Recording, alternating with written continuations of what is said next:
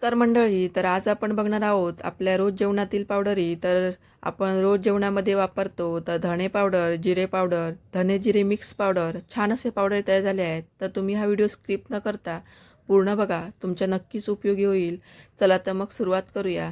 तर सर्वांचं स्वागत करते माझ्या चॅनलवर सुषमा मालवणी किचनला.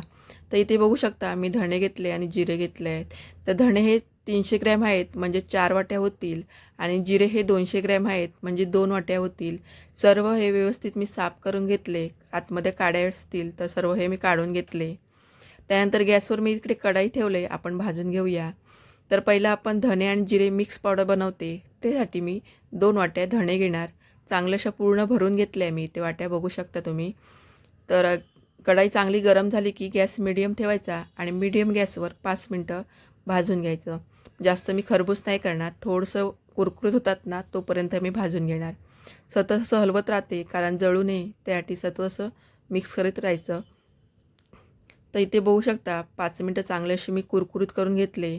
छान अशा कुरकुरीत झाले तर आता मी काढून घेते. तर इथे मी चाळण घेतली काढण्यासाठी.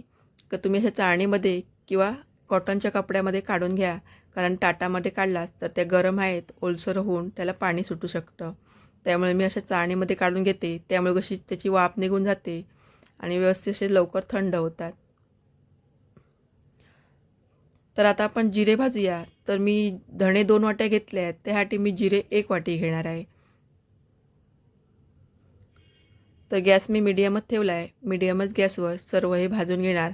तर हे पण 2-5 मिनटं असं चांगलं कुरकुर होतात तोपर्यंत भाजून घेते. जास्त खरपूस नाही भाजत. तर तिथे छान अशा पावडरी तयार होतात. तुम्ही अशा वर्षभर करून टिकवून ठेवू शकतात. पण मी 2-3 महिन्याच्या बनवून ठेवते, कारण वर्षभर ठेवलं तर कसं त्याचा वास बी निघून जातो. म्हणून अशा काही झटपट होतात बनवायला. तर इथे बघू शकता मी भाजून घेतलं आणि त्याच चाळणीमध्ये मी काढून घेतली.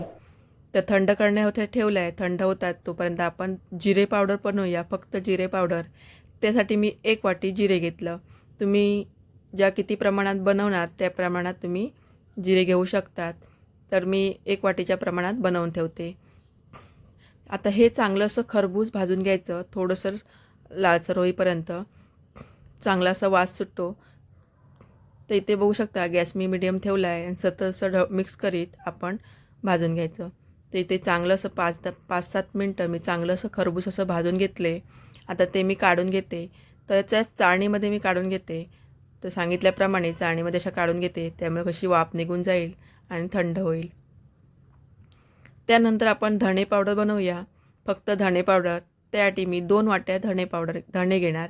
तर तुम्ही किती प्रमाणात बनवणार त्या प्रमाणात तुम्ही घेऊ शकता. तर 2 वाट्याचे मी पावडर करून ठेवते. तर मी गॅस मिडियमच ठेवला आणि सर्व हे चांगलं असं भाजून घेते 5-7 मिनटं. तर चांगलं असं हे बघा, चांगलं असं खरबूज भाजून घेतलं मी. चांगला असा वास येतो आहे. तर आता मी काढून घेते.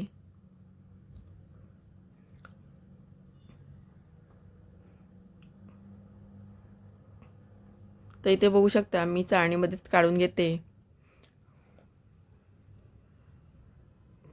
आता हे सर्व थंड करण्यासाठी ठेवते, नंतर आपण मिक्सरमध्ये लावून घेऊया. आता हे सर्व थंड झालं आहे. इथे बघू शकता एकदम गार झालं आहे. तर आता आपण मिक्सरमध्ये लावून घेऊया. तर मिक्सरचं मी छोटंवालं भांडं घेतलं. एकदम कोरडं भांडं घ्यायचं, ओलसर घेऊ नका. तर त्यामध्ये थोडंसं आपण धणे आणि जिरे मिक्स पावडर पहिली बनवूया. त्याआधी थोडं थोडं करून मी मिक्सरमध्ये घालून घेते आणि बारीकशी अशी पावडर बनवून घेते.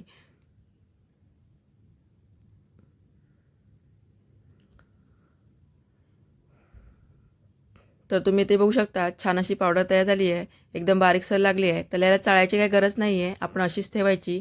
छान अशी बारीक सरत लागली आहे. तर आता मी काढून घेते आणि अशा प्रकारे हे सर्व हे बारीक मिक्सरमध्ये वेगवेगळं वाटण करून म्हणजे वाटून घेते, लावून घेते.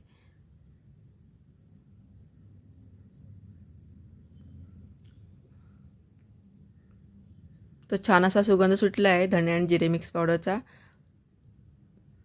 तर हे बघा छान असा वास येतो आहे. सर्व मी लावून घेतलं वेगवेगळं, जिरे पावडर, धणे पावडर, धणे जिरे मिक्स पावडर. छान अशा पावडर तयार झाल्या आहेत. तर तुम्हाला कशा वाटल्या तुम्ही नक्की कमेंट करून सांगा. आणि आवडल्यास व्हिडिओला एक लाईक करा आणि चॅनलला पण सबस्क्राईब करायला विसरू नका.